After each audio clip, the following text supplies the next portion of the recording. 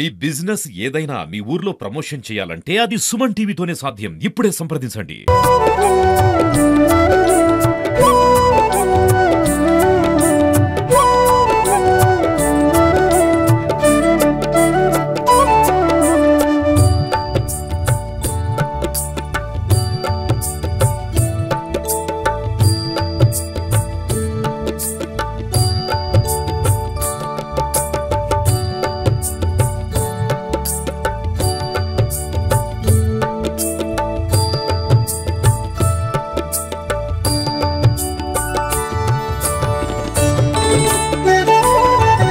నమస్తే, welcome to Suman TV. ఈ రోజు ప్రత్యేక కార్యక్రమంలో భాగంగా కామారెడ్డి జిల్లాలోని ఈసన్నపల్లి గ్రామానికి అయితే రావడం జరిగింది.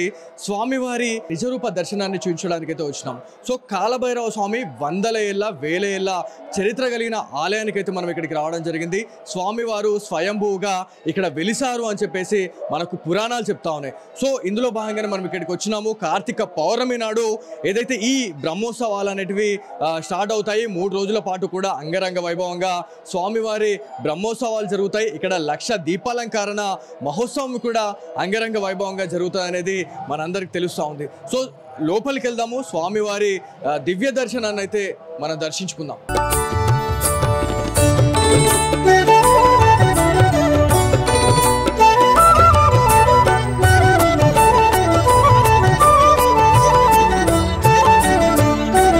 కార్యవర్గ సభ్యులు అయితే ఉన్నారు, ఇక్కడ ఈవో గారు ఉన్నారు. ఒకసారి వారితో మాట్లాడడం. స్వామివారి బ్రహ్మోత్సవాలు అనేది జరుపుతూ ఉన్నారు. సో ఎట్లా ఉన్నాయి అంటే కార్యక్రమాలు ఎట్లా చేస్తూ ఉన్నారు భక్తుల సౌకర్యార్థం? దేవస్థానంలో శ్రీ కాలభైరవ స్వామి జన్మదిన వేడుకలంటే ఎంతో అత్యంత వైభవపేతంగా నిర్వహించబడుతుంది.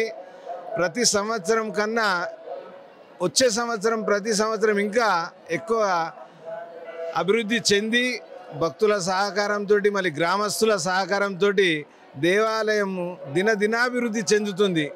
దేశంలోనే కాక ఇతర దేశాల నుండి కూడా ఈ దేవాలయంకు వచ్చే, ఇప్పుడు వేరే దేశాలంటే అమెరికా నుండి కూడా చాలామంది దాతలు ఈ దేవాలయానికి నిర్మించడానికి కృషి చేయడానికి కూడా వస్తున్నారు.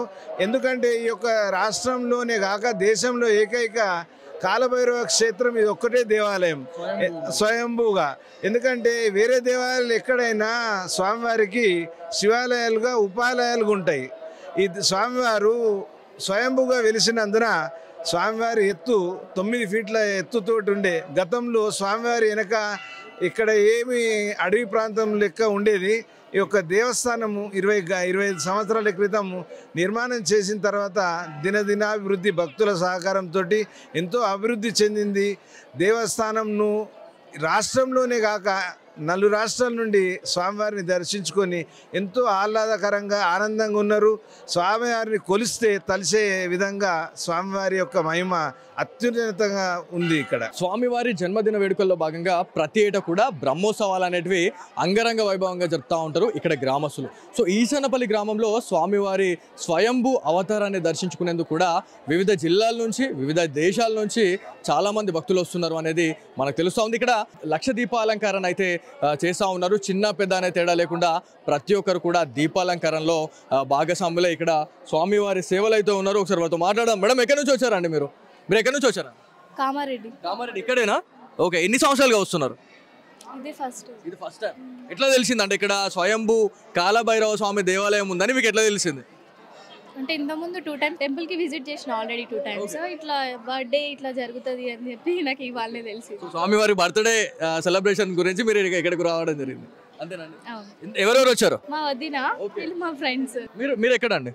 కామారెడ్డి. మీరు ఎప్పటి నుంచి వస్తున్నారు? నేను కూడా ఇదే ఫస్ట్ టైం.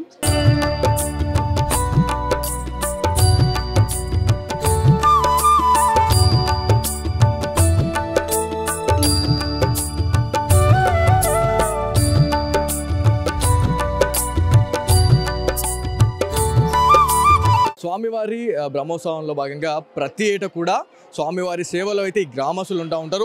మెయిన్గా యంగ్స్టర్స్ ఉన్నారు. ఒకసారి వారితో మాట్లాడదాము. మీరు ఎప్పటి నుంచి స్వామివారి సేవలో ఉన్నారండి? బ్రో, యాక్చువల్లీ మాది విలేజ్ ఇసన్నపల్లి. ప్రతి సంవత్సరం కాలభైరవ జన్మదిన వేడుకలు ప్రతి సంవత్సరం జరుగుతున్నాయి. భక్తులు చాలా అధిక సంఖ్యలో వస్తారు. అలాగే తెలంగాణ రాష్ట్రం కాకుండా కర్ణాటక, మహారాష్ట్ర, తమిళనాడు ఇతర రాష్ట్రాల నుండి చాలా భక్తులు వస్తారు. ఇక్కడ స్వామివారు చాలా రోజుల నుండి కొలువుదీరి ఉన్నారు. మేము చిన్నప్పటి నుండి చూసినాం. చాలా 5 రోజులు కార్యక్రమం జరుగుతుంది. ఫస్ట్ గణపతి పూజ, తర్వాత బద్దిపోచమ్మ బోనాలు, లక్ష దీపాలు, రేపు అనగా ఇది ఎడ్ల బండ్ల ఊరేగింపు, అలాగే జన్మదిన వేడుకలు ఉంటాయి స్వామి. తర్వాత అగ్నిగుండాల కార్యక్రమం, రథోత్సవం జరుగుతుంది. ప్రతి సంవత్సరం చాలా అద్భుతంగా ఉత్సవాలు జరుగుతాయి.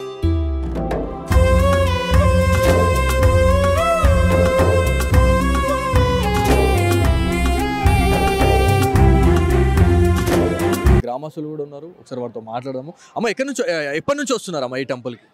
మేము వచ్చి 10 years నుంచి వస్తున్నాం. చాలా ఫేమస్ అండి.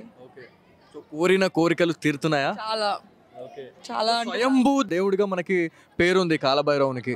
సో ఎట్లా ఉంది? మాకు ఇక్కడికి వచ్చి నుంచి అయితే చాలా బాగా జరుగుతుంది. అంటే ముందు ఉండేమేం కానీ ఎప్పుడు టెంపుల్కి రాకపోతున్నాం. ఆఫ్టర్ 10 years బ్యాక్ నుంచి వచ్చి నుంచి మాకు చాలా బాగా అనిపించింది. మేము కూడా చాలా డెవలప్డ్ కానీ నమ్మడం కూడా జరిగింది. చాలా అంటే చాలా మనం ఏది కోరుకున్నా కానీ తీర్చే దేవుడు. ఎక్కడెక్కడ నుంచి వచ్చే వాళ్ళు ఉన్నారు భక్తులు? చాలా చోట్ల నుంచి వస్తారు, వేరే స్టేట్స్ నుంచి కూడా వస్తారు. ఇక్కడనే కాదు, ఆంధ్ర అని, మహారాష్ట్ర చాలామంది అప్పుడప్పుడు వస్తూ ఉంటారు. మోస్ట్లీ సీనియర్ యాక్టర్స్ కూడా చాలామంది వచ్చి వెళ్ళారు. మేము ఉన్నప్పుడు అంటే ఇక్కడ మళ్ళీ మేము ఈ ఊరే కానీ ఇక్కడ రూమ్స్ ఉంటాయి కదా, అక్కడ ఉంటాము. అంటే 10 days ఇక్కడ ఇంటికి వెళ్ళకుండా చేయకుండా అంటే దేవుడి భక్తిలో నుండి పూజ చేస్తాం మార్నింగ్ అండ్ నైట్ అట్లా.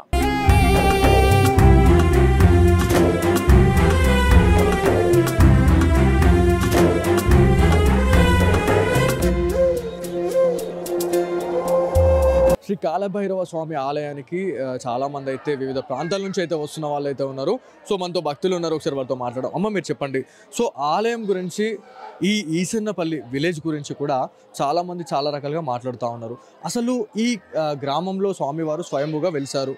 భూత ప్రేత పిశాచాల గురించి కూడా కొన్ని అక్కడక్కడ కొంతమంది మాట్లాడుతూ ఉన్నారు. అంటే వాళ్ళకి దయ్యాలు పట్టినా కూడా, ఏమైనా గాలి సోకినా కూడా దాని గురించి ఏమైనా పరిహారం అనేది ఇక్కడ దొరుకుతుందా అనేది చాలా మంది వెయిట్ చూస్తాను దీని గురించి. సో దీని గురించి ఓకే అండి. కాలభైరవ స్వామి అంటేనే మనము మామూలుగా భూత ప్రేత పిశాచాదులు కాకుండా మామూలు నార్మల్గా పిల్లలు కానీ ఎవరైనా పిల్లలు కాకపోయినా, లేదంటే సంతానం కలగకపోయినా, తర్వాత ఏంటంటే భయము, జనాలు ఎక్కడన్నా భయపడినా చేసిన ఒక 41 days కానీ 21 days కానీ దీక్షతో ఇక్కడ బావి ఉంటుంది. ఆ బావి దగ్గర నీళ్ళు తెచ్చి స్వామివారికి పొద్దున సాయంత్రం ఒక దీక్షతో పూజలు చేసి వాళ్ళకి తొందరగా దేవుడు ఒక కళల రూపంలో కానీ ఏ రూపంలో కానీ దేవుడు వాళ్ళకి కనిపిస్తూ చెప్తారనమాట. మీకు ఇలా అవుతుంది, మీరు ఇలా ఈ 21 daysలో ఇలా ఈ పూజ చేయండి, ఇది చేయండి, మీకు కంపల్సరీగా జరుగు తీరుతుందండి కంపల్సరీ. అంటే ఏమైనా మీకు స్వయంగా ఎదురైన ఘటనలు ఏమైనా ఉన్నాయి సంఘటనలో?